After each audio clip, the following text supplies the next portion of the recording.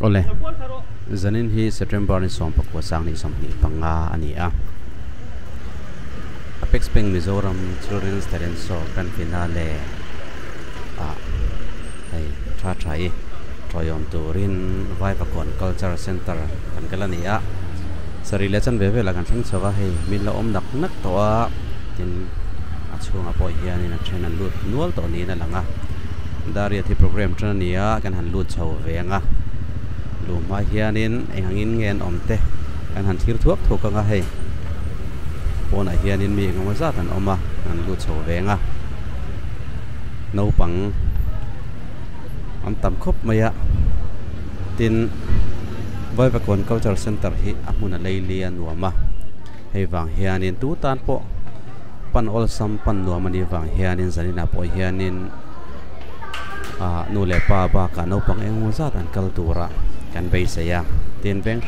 sang ten an fa te an tu te an thian te performance en tur le ṭawiawm turin an kal hlom he ni po hei thingdol veng lai kan thian pa fanu tha thai ṭawiawm turin kan han kal ve ani an mani hi khong en le no koi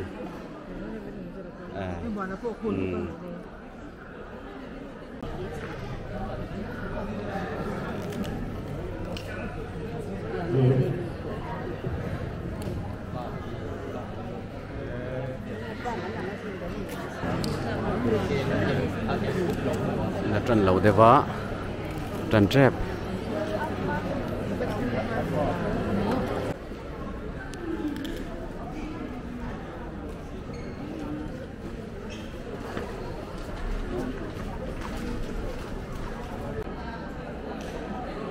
tại hiện là trung lắm mà này hiện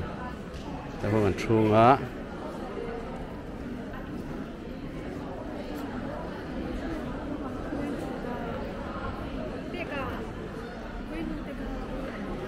là lượt rất là trẹp trần trẹp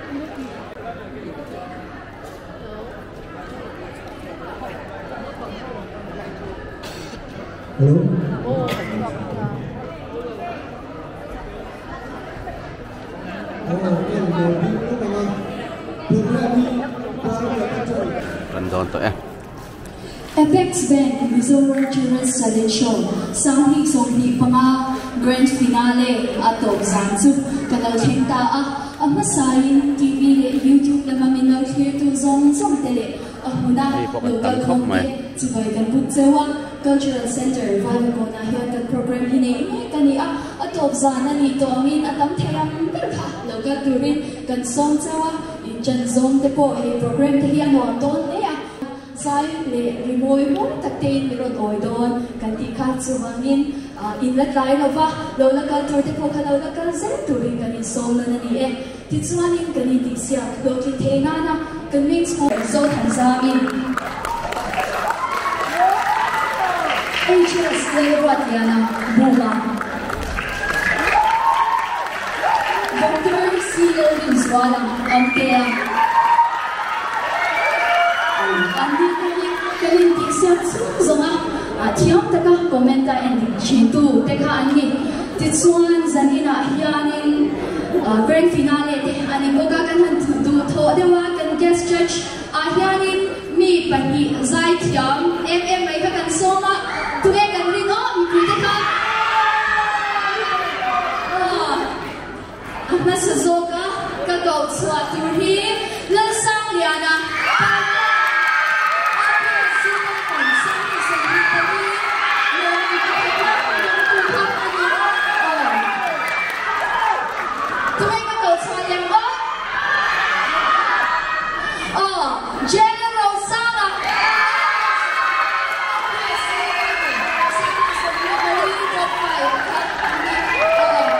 so na te na koi loi na no ti lo tin thea kan lo mai an comment ko share sa kan to ya min ko sia ti chuan he mai pa pa hian zai ti pon min oi don ni te kan sia mi khur ta ya kan organizing committee le kan en tu te kan lo mu to ke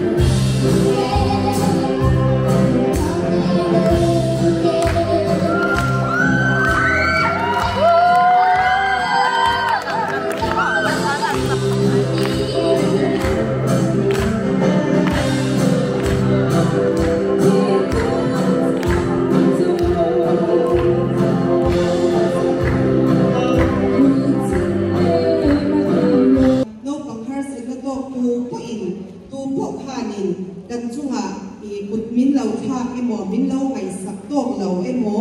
I peka Mipui ding tak cher chwa kha atumani mo chuwang chuanin I has campaign I apoi mo ma Mipui zong pon min lo support turin kan som du chewa ti chuan I he thila hianin mizo mei chha hi chu kan han eng chuanin I enge kan empower kan ti to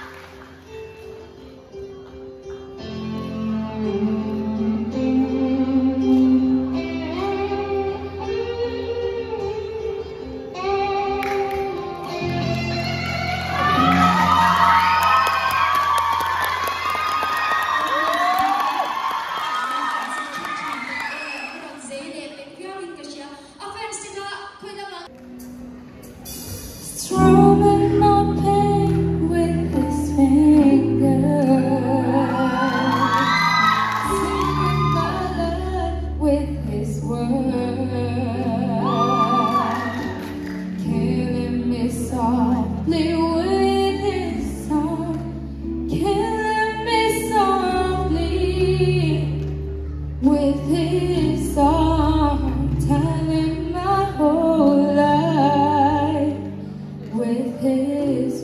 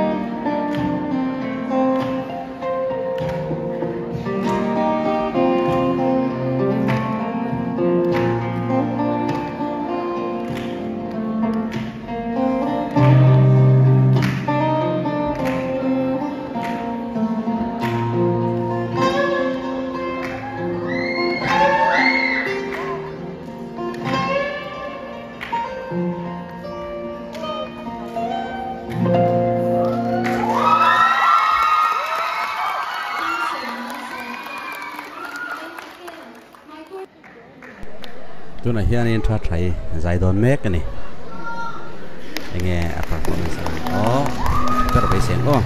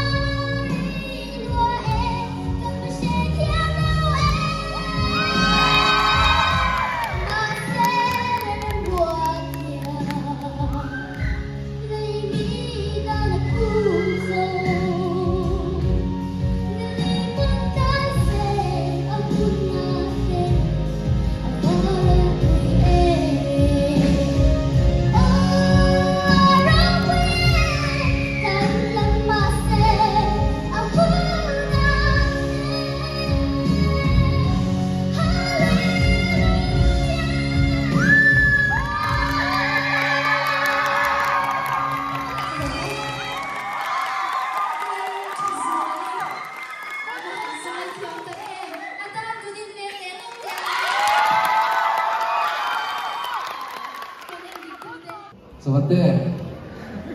oi kama vasai cha em về nang ma ka vi ma ke han hom le la ni ao tu ni ma wa costume ka tu se be zai kami ikon ha ka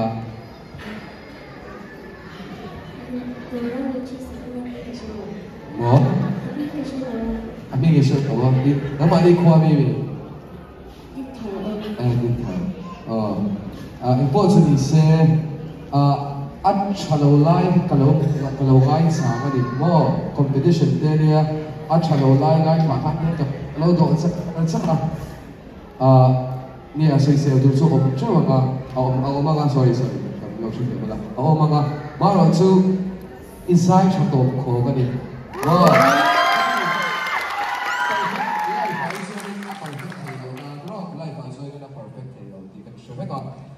ท่านที่อิสุอัจฉริยะที่อิสุอัจฉริยะที่แบบว่า extended back แบบนี้ส่วนนี้จาวินจำไม่รู้ละที่ไลฟ์แบบ extended back ไลฟ์แบบนี้ครับว่าใช่ไหมไม่เนี่ยส่วนนี้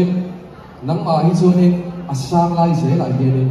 มาก็สื่อชื่อนังคันอาสางไลฟ์เสียนี่หน่วยมิตินังคนก็รอส่วนนี้อาสางไลฟ์เสียหลายโอนอะไรนี่อันที่อิสุอัจฉริยะที่มาส่งไลฟ์คันนี้อิสุอัจฉริยะที่นุ่งละมาส่งคันอิสุชัย所以阿媽所以我哋想下個最大什麼地呀啲啊，阿學點啲那個啲啊，其實呢嗱所以阿媽喺度啲送送下面學背乜多啲，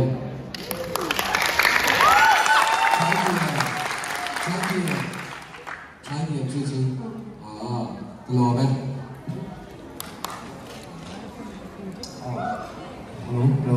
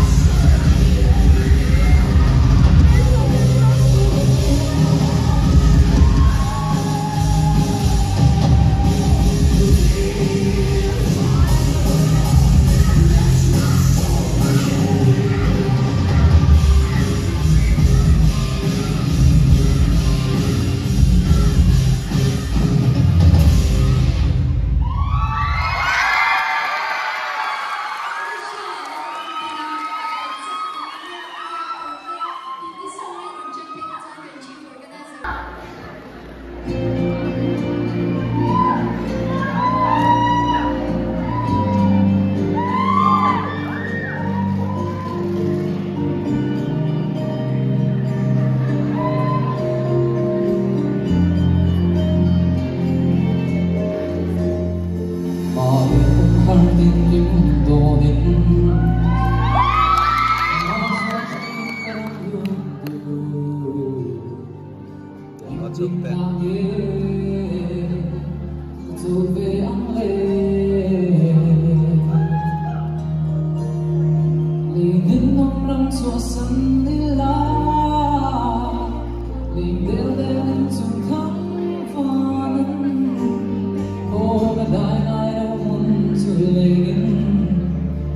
subscribe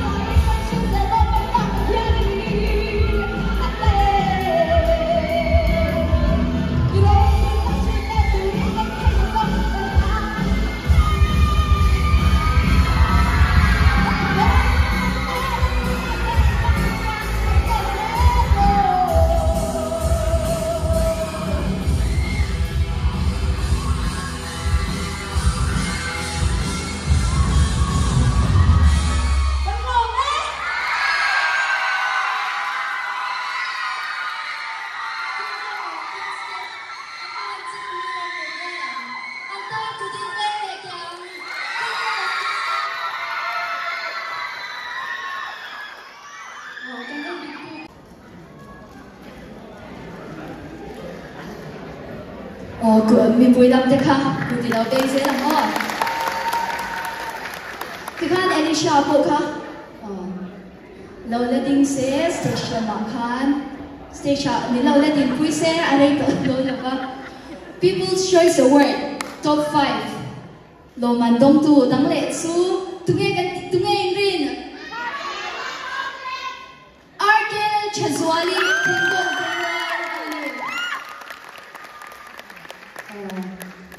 station maron kalme ka Lalṭhazuali ki People's Choice Award Top 10 loman laudong to tu kha ani kut bengin ni lolom le tiang Lalṭhazuali kundal bingai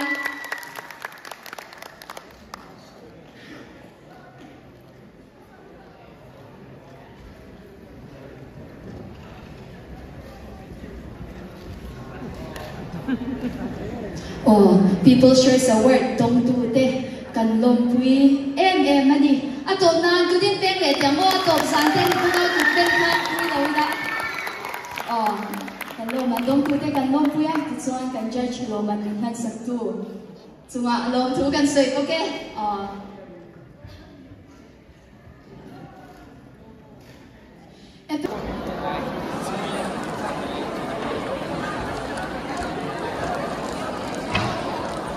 Kemarin sama dia.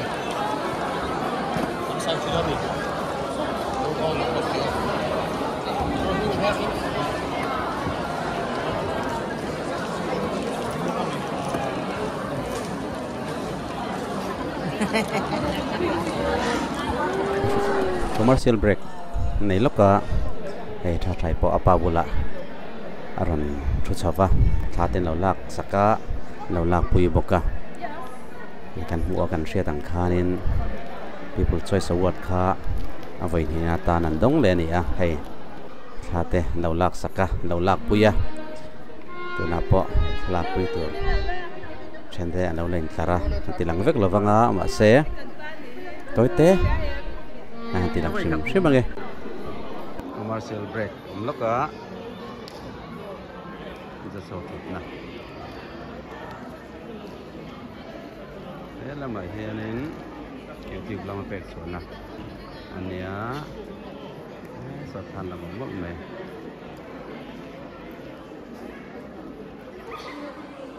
เฮ้ยเรามาเฮียนึงท่าไทยตรอยอมตูเตะกันชัวไอ้ฮีท่าไทยอาปาในด้านเนี้ยเปียซ้อนินถึงดอลวีซีทรูอัน VCP อมปกาให้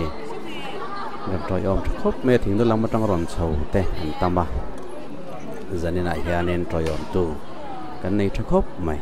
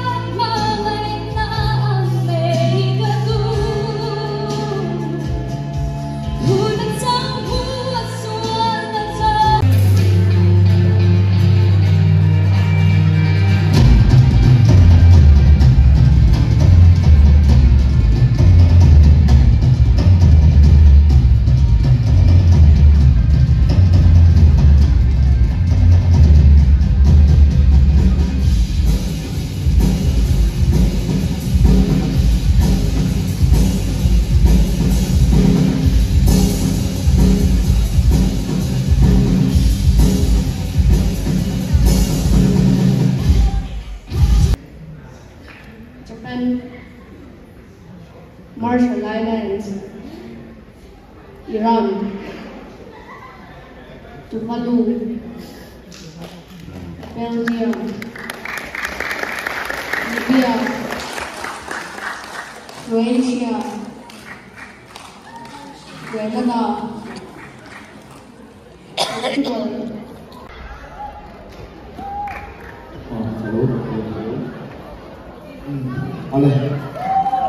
Sena ang nalagok kong sumsumpe so kasama yung sumay ang buksawa so rin kasi natin buwangin guest just natin yan so maniya sudah natin so buat si tute na organizer natin so makakanin ng so tatlong may wani at siya nakanin na music itang nga ito rimoy ng pangin ng nensuan tika kanang samay ako ito karoon ito lumlutok ko pa ito sorry. Lo feel lo. Ano ba tiyan lo po ina ng netsuan din ako sa amin.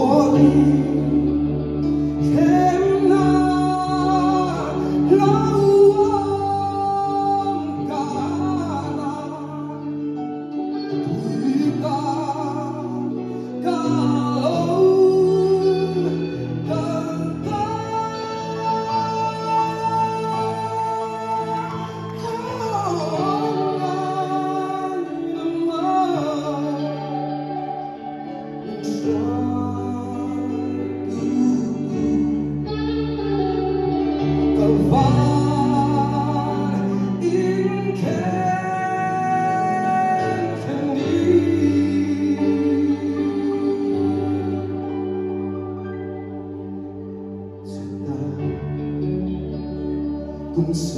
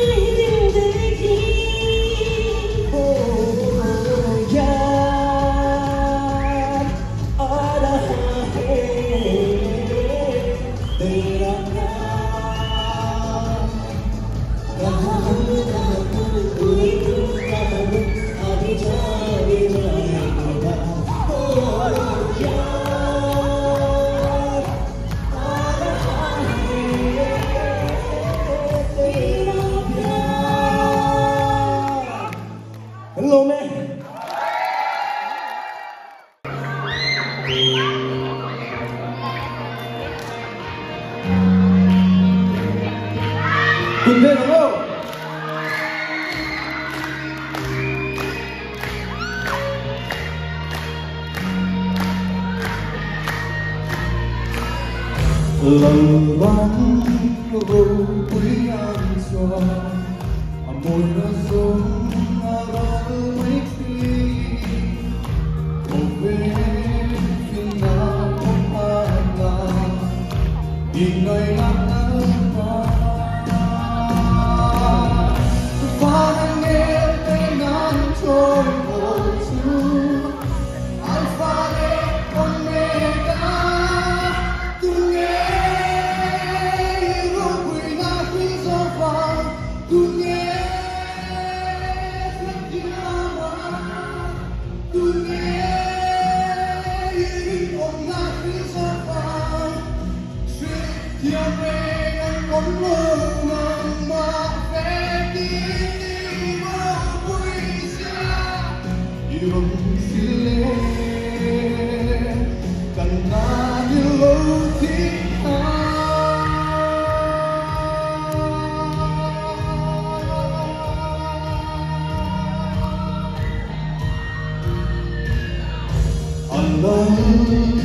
lòng tiếng chuông trường solo mong ngày nào pha tình đủ lắm khoan lâu anh đừng nhìn lên phải nghe tên anh thôi Alpha e Omega, tu nghe một quỷ na phía sau và tu nghe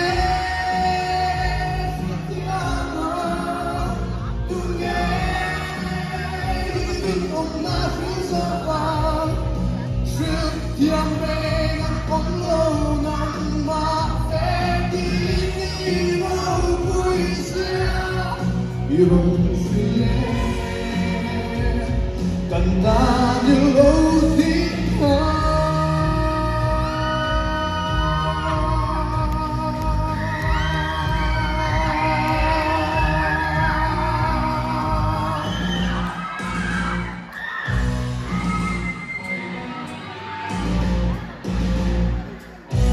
Quay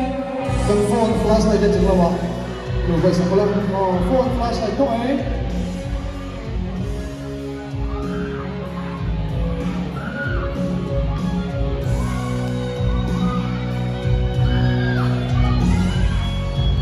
và là nhân đúng không và nghe tiếng anh trôi một chút Alpha e Omega tu nghe một quỷ na phía sau và tu nghe phải kia tu nghe ông na phía sau và sự thiêng về ngàn con lâu năm mà về đi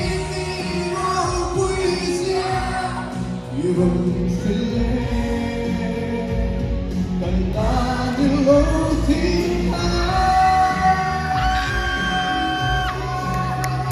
tu nghe sách kia tu nghe ông ta phía sau và sự thiêng về ngàn con lâu năm mà về đi vào vui sướng yêu xin lên cần ta như lâu thì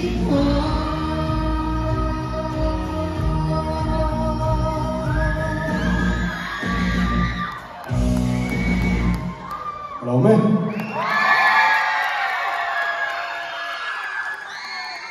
Anh Hùng chân địa. Cho tên đó. Kan top 10 contestant te hian thil pe an dom do na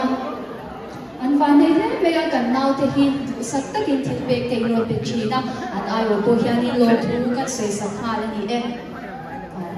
kapul hian ron in line tar pe se or in ding tar se traditional twist ten thil pe kan ro pe do na ni traditional twist kan kha man to chuanin thil pe karol pe ha se traditional twist te hian t-shirt mizo zia rang tilang the nal tak tak an ne a ti chuanin t-shirt mai ba ka hianin no pang thong no ne pui thing thong no ti shang shang du than tham an nei bokani ti kha kan han tar yang ani e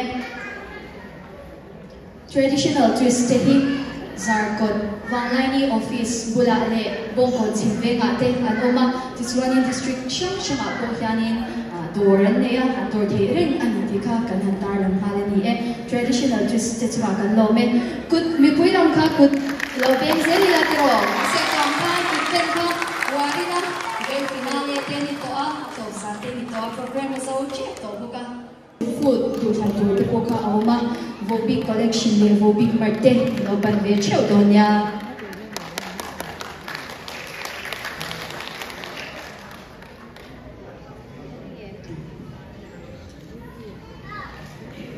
vo big collection te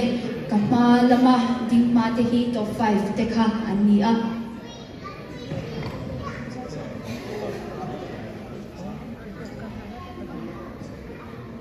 big collection te kan nau te lo tu saka he ti siam na te thil pek chatak tak te ni lo pe china an ni po lom thu an lom ne in karinga han ai win lom thu kha kan sei sakle na le ni e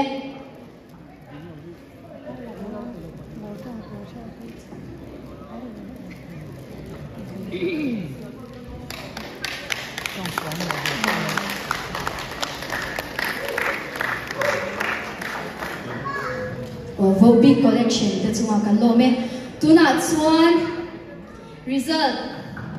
kan puang to chuan kan ben te kha ron kal phei ngal mai se chang ye Kingdom of Kids luang mual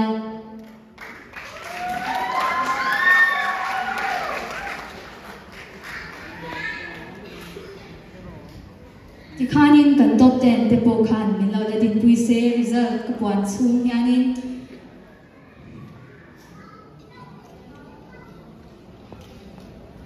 pathum na achangin kan puang do na pathum na loman min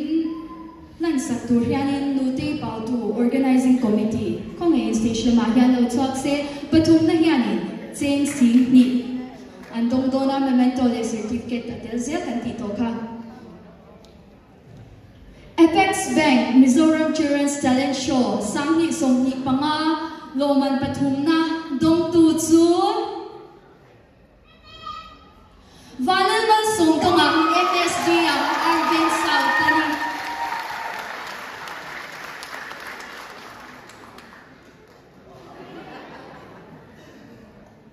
Kudin Bele Tiang FSD ang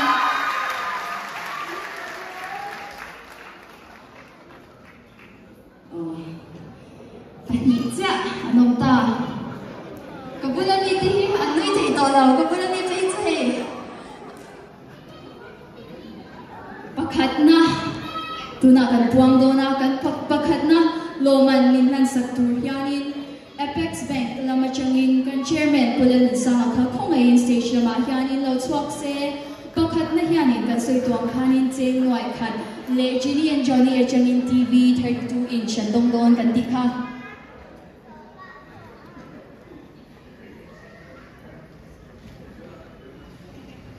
Kabulamiti alawin de jar tara ini mei the alawin de dun jar tara dikan punan sang akala ding se kapuang tong ini ring mo ini ring Apex Bank Mizoram Children's Talent Show Sanghi Songhi Panga Loman Pakhat na kan winner to Durga Maitan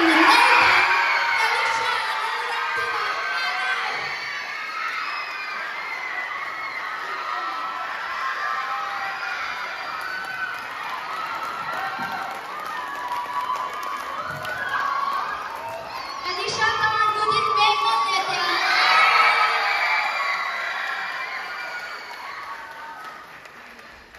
Lalṭhazuali Pahinahi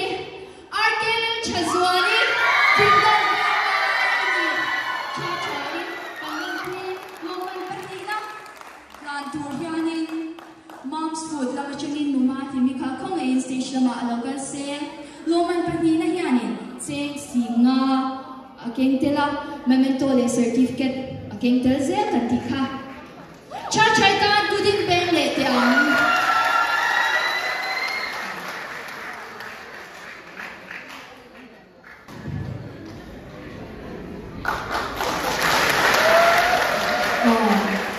Kan top 3 din o MSD akam kapulahan he namahan chachai pulahan loading se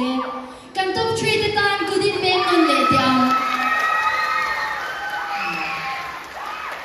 top 3 pakhat na pahina pathum na da in hang kai zong song te kan lom pui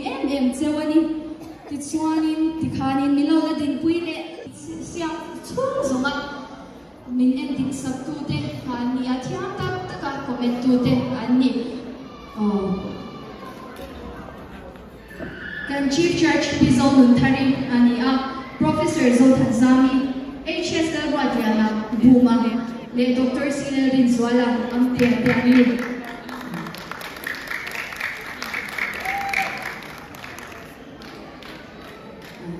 Hela mahal Lalṭhazuali pwede ako kila. Ole TV naman Lalṭhazuali tote, YouTube naman Lalṭhazuali tote, ako na Lalṭhazuali tote.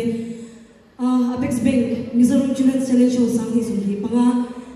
season 2 mingai sa kabangin kan nom ma in sa bhai chuan thu kan soya sponsor de min sponsor to de chuan kan nom ma kan nom pang mon mo la ke jong sei to na banga ti chuan hetaya contestant ron del de he show a no pang ron del shim de in vai in chuan ron thu kan soya na gumai kan in iman del le fik donia ti kha kan han sei dua next ayan kanin hule chat donia in zabai chuan ron thu kan soya wave sound mamate chuan alom thu ka sei buka chuan he elim sound LED wall min sponsor sa kawang pon lom thu kan sei like te asoi tu hi atam nu tu kina indoor ati ina de khan kan non chibai kan non sip mei donia chuan ka chian cha te min support tu te zong zong chuan tu khan lom thu ka soya chuan judge zong tak tak te ka som na min ngai pui mo a min judge sa kawang pon lom thu ka soya zai tu ra ka som te special item nei dur kan som te ka kalau ti pan min lo shi thiau sha special item nei dur kan som te min ti ro tin sa kawang lom thu kan soi boka khati zong kha lom thu sei nan min pom sak tak me ro vai khan Apex Bank Mizoram Children's Talent Show samni somni pangatu kan zo pelta na kumlama hianin season 3 nei le mi dona chumi huna chuanin kanin hule chau be siang wa here to te in safari in mangcha vek bule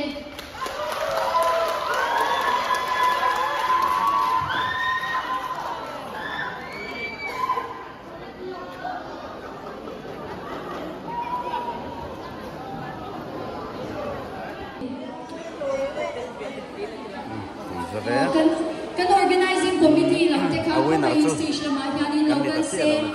ha ang don ni nom le mai tha thai kan lom ku ye top 10 contestant zong test station ma hianin chawla thala ko mun te ani don ni ti chuan mi zo hian top 5 tin la le ha chu mi zo top 3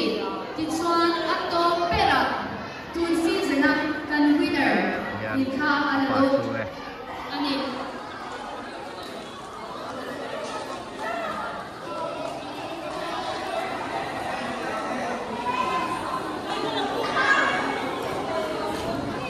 contestant ka ko ngay larang namin lawin karpe ula station ma kanin kalang nabun ne ani don ne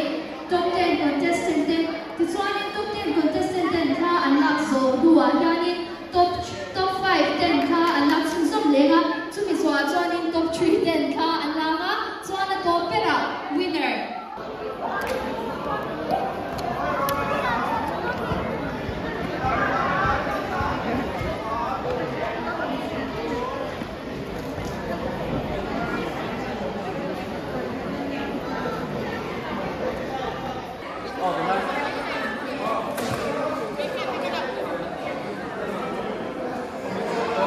thế là mày nhá.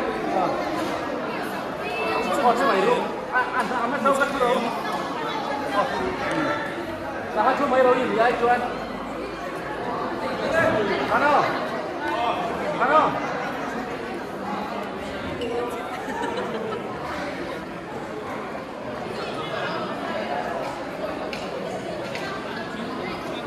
Hả?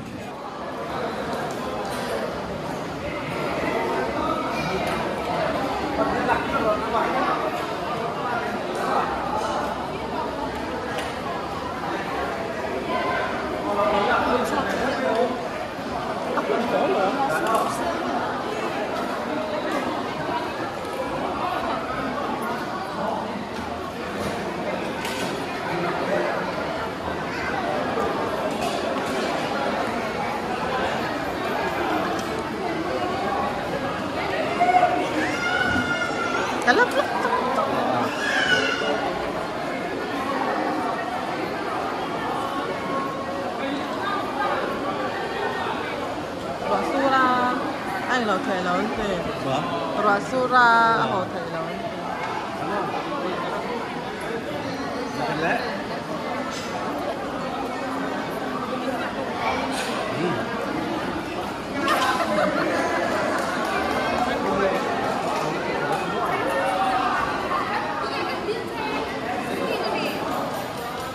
anu ko hana lak ko ko thelo hết ai buồn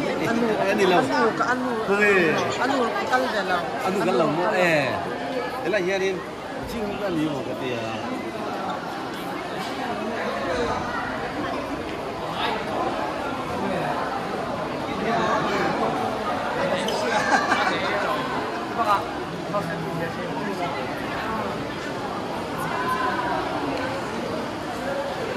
Sudah mana mo?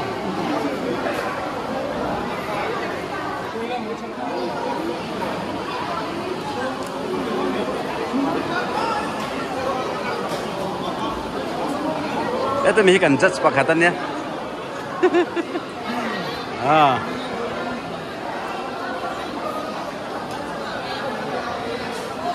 Akalannya.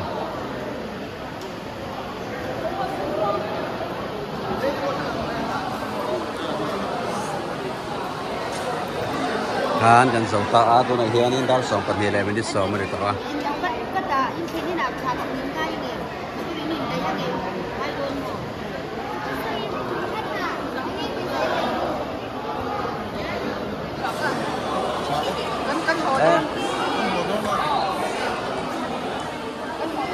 Chuan nằm tụ cả đây rằng nghe, số thang yên tiếng. Nia tao rồi. Đây rằng nghe lâu, in ra thì đâu nghe con chậm đây. Nia tao rồi. In lâu phát in tiếng á, không đủ hay in hạt cọm đều mỏ.